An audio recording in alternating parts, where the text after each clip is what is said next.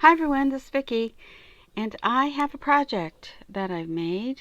I just finished for a friend for her birthday, and so I wanted to show this to you, but I will be airing this later after she receives it. So I'm going to try to mail it out today. Anyway, it is a needlebook.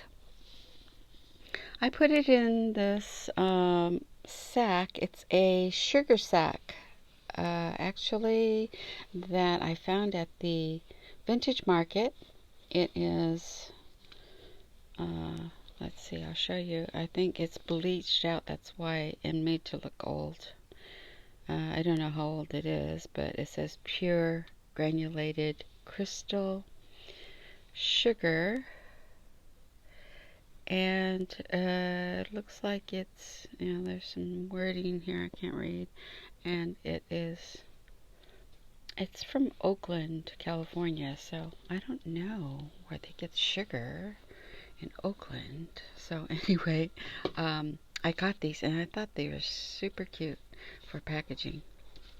I got a few of them. Whatever she had left is what I bought. And I don't know where she got them, and I don't know why she had them. But I should ask these things when I buy stuff. So anyway, this is the little needlebook. It is a 4x4, and it is done by all the fabrics and lace from the vintage market. I do buy the remnants from a lady who makes clothing and aprons and children's clothes out of vintage fabrics. Looks like a tablecloth, a piece. So, she sells it by the bag. And so I just get those and figure I can use them on small projects, and this came in handy. So let me just tell you that inside I have used batting for the inside of it, and then, like quilting batting, and then sewed it with some other remnants of other pieces that she's had on the edges. And then did a, it's I think it is 8 inches by 4 inches, okay? And then these are vintage buttons. And then this is a crocheted piece that I've made. I make a bunch of these and put it in a jar by my desk, and then I can embellish with them as I need to. This also is vintage lace. It has hearts on it. I thought that would match this little heart here because she loves hearts as well as I do. And so I put that as a closure. It slipped through the center. I wanted to do it this way, wrap it around. It'd be easier rather than tying, but because of the holes here, I made it to tie on the side. Okay, so it's got batting in the center. You use two of these folded in half, and then I sewed them together, and then I sewed it to the cover. I wanted to include scissors and a seam ripper, so I put this butterfly here to hold this little scissor, and of course it wouldn't, stay in. So I put this elastic here to hold it in, and it's still, when turned upside down, it would fall out. And so I put this little ribbon, I pinked this linen. Actually, it's not ribbon. This is fabric, remnant fabric. Wasn't long enough, so I didn't sew it together. I kind of sewed the two pieces in there together with embroidery thread by hand. And then I made this little bow. I can make it into a little bow to hold in this little scissor. So I thought that was cute anyway. Or you can just, make it one time and just let it hang out. It's okay to just have it like this as well. This is a piece of remnant. I sewed it with the embroidery thread, basted it actually. Basted these two together.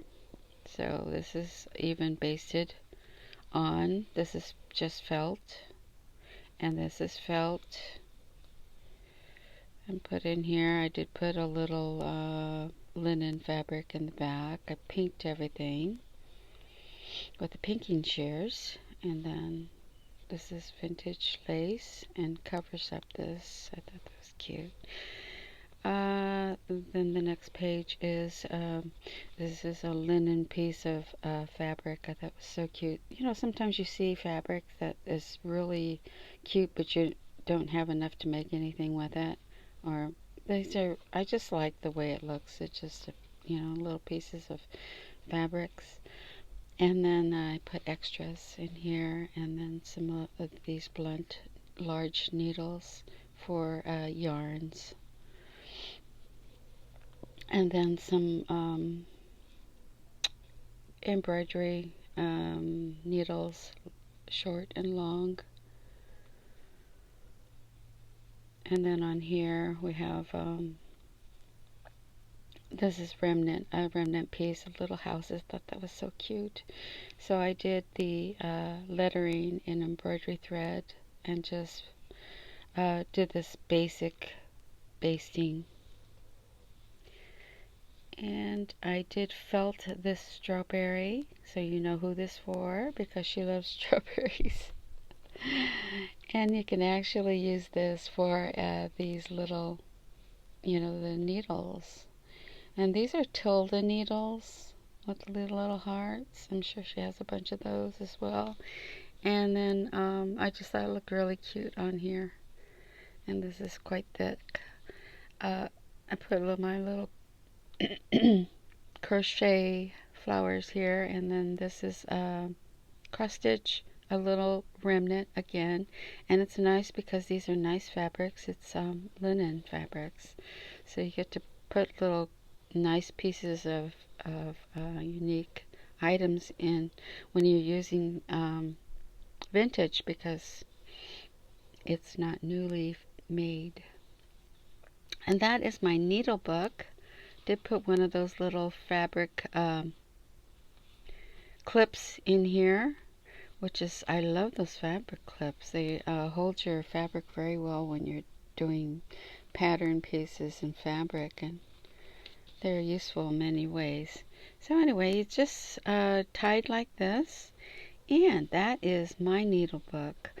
I've seen so many tutorials on needle books, and there's so varied depending on the look that you want. So if you want to make one of these, there is, just look up needle book and it'll all come out from the shabby chic of Mi Cottage, Jeanette, who has some beautiful little ones, to Nick the Booksmith, who has uses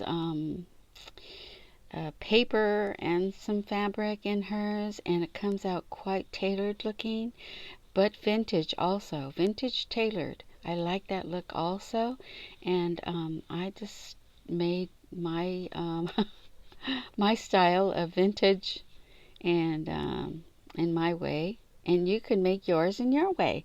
So however you make it, it'll be darling, I'm sure, and very useful. I love making useful things. So I hope you enjoy this tutorial.